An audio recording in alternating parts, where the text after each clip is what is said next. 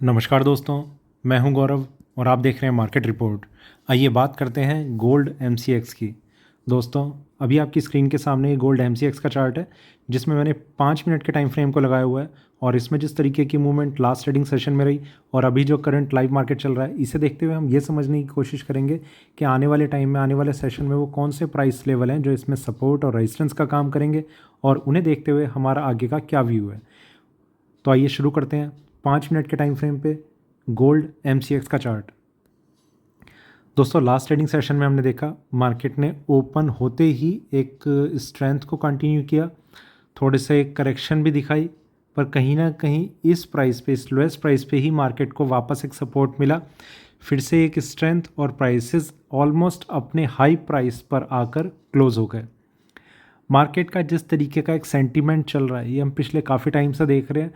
Gold में भी correction आई है, सिल्वर में भी करेक्शन आई है, पर सिल्वर में जो करेक्शन आई है उसमें इसने अपने पिछले काफ़ी टाइम के लो को ब्रेक किया था। गोल्ड में हमें ऐसा नहीं देखने को मिला। गोल्ड में जो मार्केट ने अभी रिसेंटली एक सपोर्ट दिखाया था, इससे पहले अभी थोड़ा सा और बड़े टाइम फ्रेम पे हम देखेंगे, वहाँ समझ में आ जाएगा। जो भी इससे पहले कुछ टाइम पहले जो एक लो प्राइस टच करा था, वहाँ पर वापस एक सपोर्ट मिलता हुआ नज़र आ रहा है।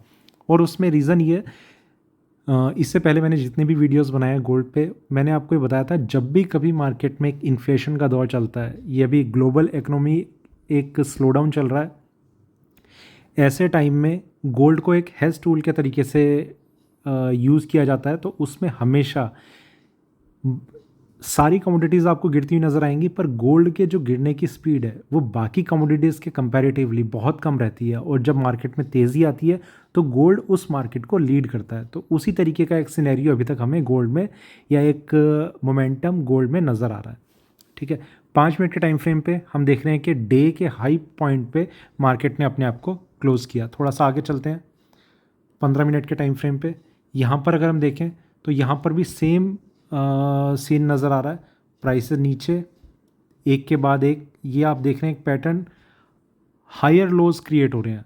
यहाँ से मार्केट और ऊपर, और यहाँ से मार्केट बिल्कुल ऊपर आकर क्लोज होता हुआ नज़र आ रहा है। तो कहीं ना कहीं जो स्ट्रेंथ है गोल्ड में अभी बनी हुई है, पर ये स्ट्रेंथ कहाँ तक और किस लेवल तक कंटिन्यू रह सकती है, कहाँ पर इसमें एक काफ़ी स्ट्रॉन्ग रेजिस्टेंस देखने को मिलेगा, उस लेवल को भी अभी हम ध्यान में रखेंगे। ऐसा नहीं है कि मार्केट में ये जो स्ट्रेंथ है बनी रहेगी और एक फ्रेश आई हमें देखने को मिल जाएगा। इसमें एक बेसिक रीज़न जो है गोल्ड की इस स्ट्रेंथ का, उसका क्रेडिट जाता है यूएसडी आईएनआर को।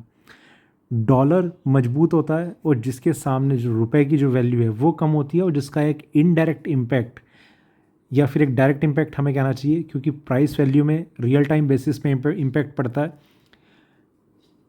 गोल्ड के जो प्राइसेस हैं इंडियन मार्केट में, वो मल्टीप्लाई होके काफ़ी स्ट्रॉन्ग बने रहते हैं, क्योंकि रुपी की वैल्यू में एक कमज़ोरी आना, डॉलर की वैल्यू में बढ़ना, तो डॉलर से जब हम मल्टीप्लाई करते हैं तो उसमें और ज़्यादा उसकी एक तेज़ी बरकरार रहती है। जैसे हम मान लेते हैं $100 पे मार्केट ट्रेड कर रहा था, ठीक है, और 70 रुपीज़ पर डॉलर का प्राइस था, तो 7,000 का प्राइस हो गया। ये प्राइस अगर 77 हो जाए या 78 हो जाए, जैसा कि अभी हम देख रहे हैं, तो गोल्ड का प्राइस इंडियन मार्केट में 7,800 हो जाएगा।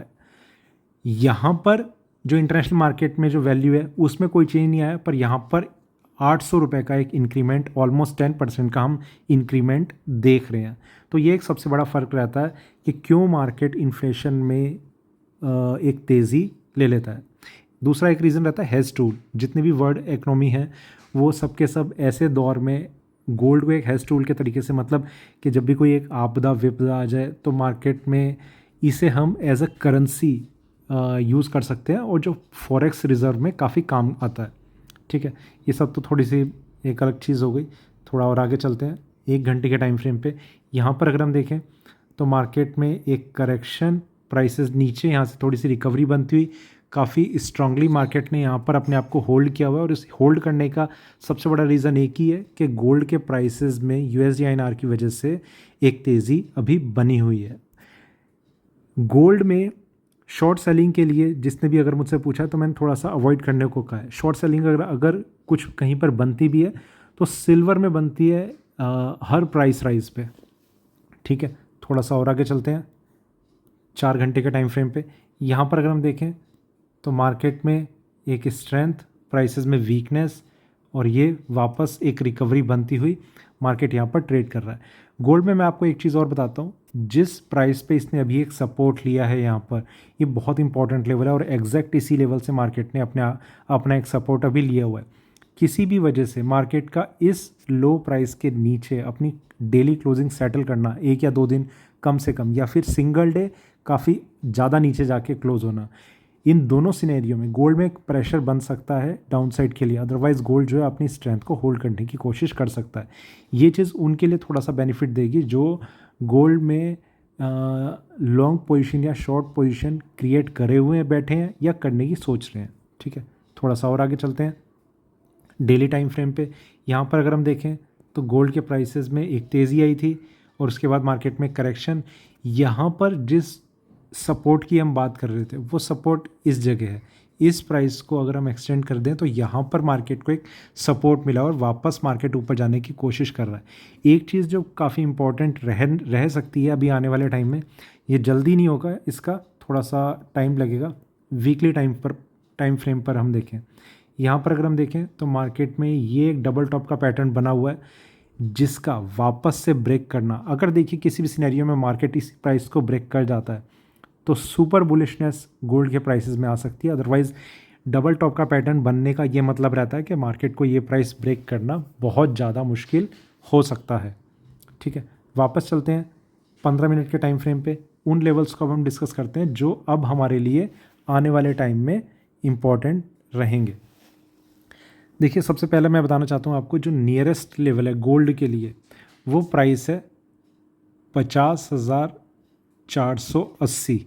ठीक है, ये प्राइस मार्केट को एक इंट्राडे में सपोर्ट दे रहा है। ये 480 का प्राइस रहेगा लगभग यहाँ पर। इस प्राइस पे मार्केट का इंट्राडे सपोर्ट अभी बना हुआ है। इसके नीचे एक प्राइस है वो ज़्यादा इंपॉर्टेंट है, ये इंट्राडे का सपोर्ट है। इसे आप ऐसे कर सकते हैं कि मार्केट में अगर कोई भी करेक्शन आती है, यहाँ सपोर्ट मतलब थोड़ा सा होल्ड कर रहा है मार्केट अपने आप को, तो इसका स्टॉप लॉस लगा के एक आप रिस्क यहाँ ले सकते हैं। ठीक है, दूसरा 50,100, यहाँ पर आप स्टॉप लॉस मेंटेन करेंगे और आप एंट्री ले सकते हैं। पर आप ऐसा मत कीजिए कि बिल्कुल ही अपने हाईएस्ट पॉइंट पे आप जो अभी बना हुआ है यहाँ पर आप एंट्री लें। एक करेक्शन का वेट करें और तब आप एंट्री ले सकते हैं, और ये सब भी मार्केट के उस टाइम को सिनेरियो को देखते हुए। ठीक है, ये दो तो हैं जो सपोर्ट के तरीके से काम करेंगे। अब हम बात करते हैं रेजिस्टेंस की। रेजिस्टेंस मार्केट को मिलेगा सबसे पहला 51,450। इस प्राइस के ऊपर मार्केट का आना, सस्टेन करना, इसमें और ज़्यादा तेज़ी की उम्मीद ला सकता है। इसके ये रिवर्सल का प्राइस भी है इनफैक्ट।